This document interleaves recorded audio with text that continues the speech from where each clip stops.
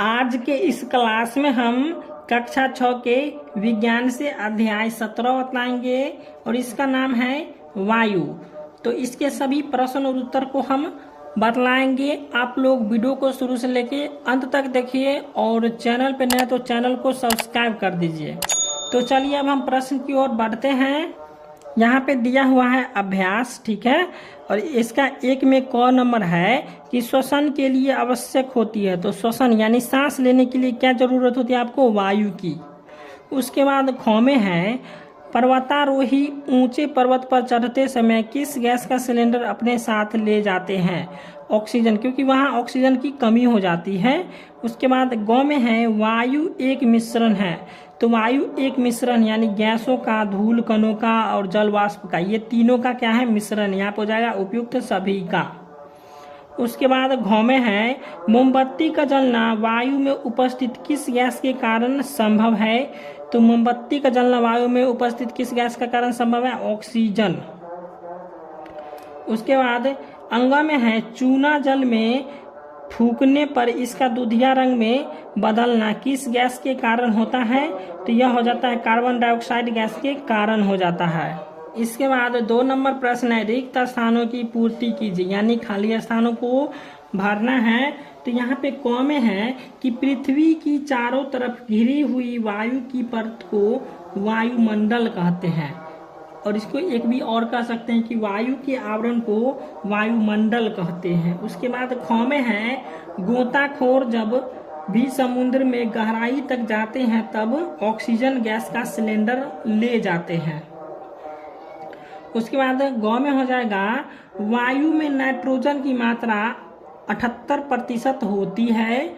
उसके बाद घ में है पौधे श्वसन में CO2 यानी कि कार्बन डाइऑक्साइड गैस लेते हैं।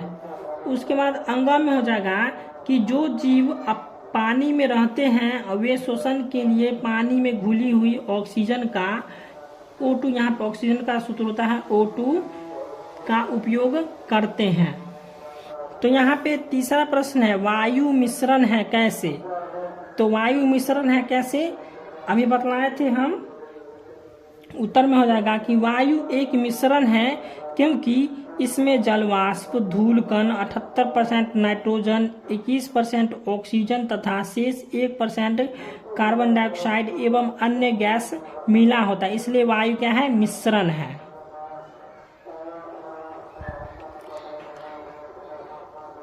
उसके बाद चौथा प्रश्न है कौन सी गैस श्वसन के लिए आवश्यक है?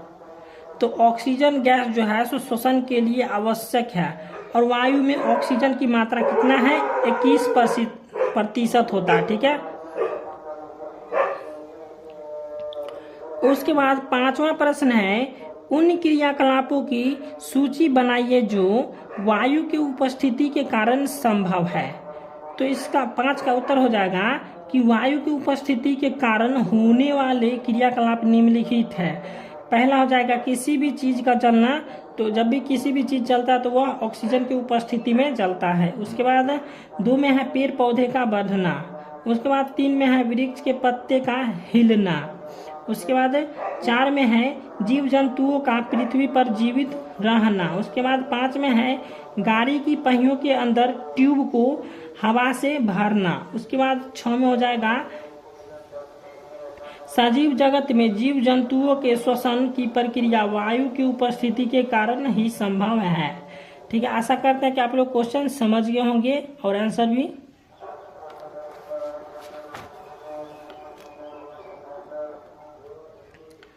उसके बाद छठा प्रश्न है पौधे वायुमंडल में गैसों का संतुलन बनाने में सहायक होते हैं कैसे?